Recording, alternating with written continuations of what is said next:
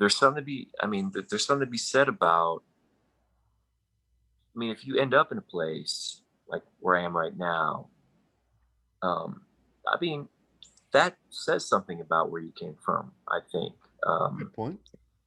You know what I mean? Yeah, absolutely. That's a good point. Don't, I would never, I mean, I'm so proud to say that I'm from here, and that, and like I carry the, I carry the flag very, very proudly. And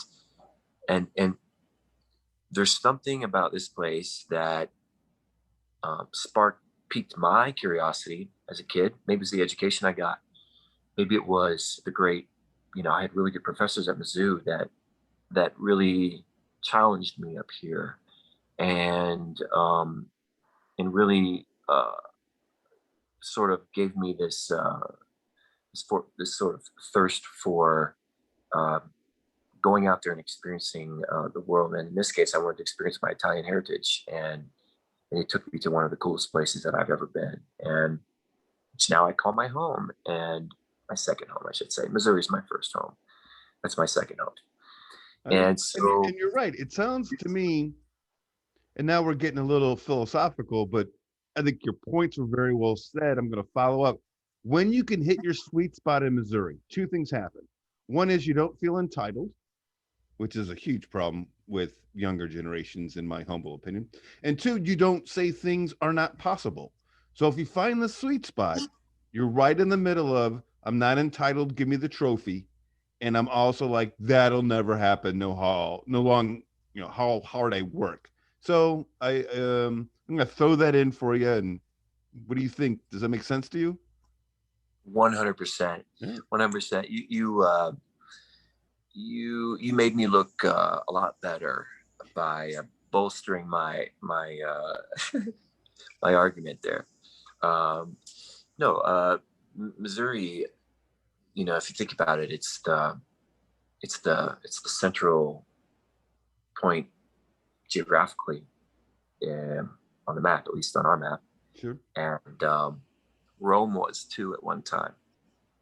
Rome was the right. Getting pretty deep. We're now I know. comparing Missouri to the Roman Empire. Hey, I know. Look, you got a first person account. Listen, I sit outside the Colosseum. Okay, right. And the Colosseum has the characteristic. It has the archways, right? And so between each archway, there's a massive column. Now that column's 2,000 years old. Okay, well, you sit outside of Faroe Field, and there are columns, those big concrete columns. They're not archways, right? Right. But you see where I'm going with that?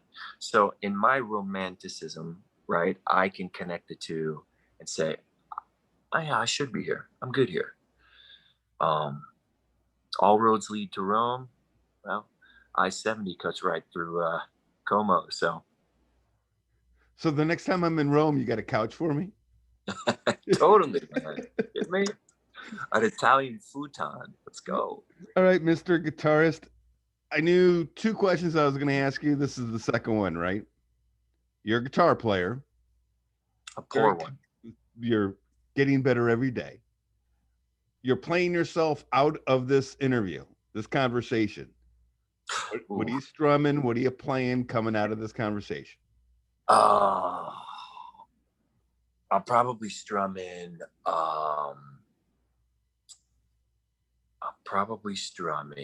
A Pearl Jam tune.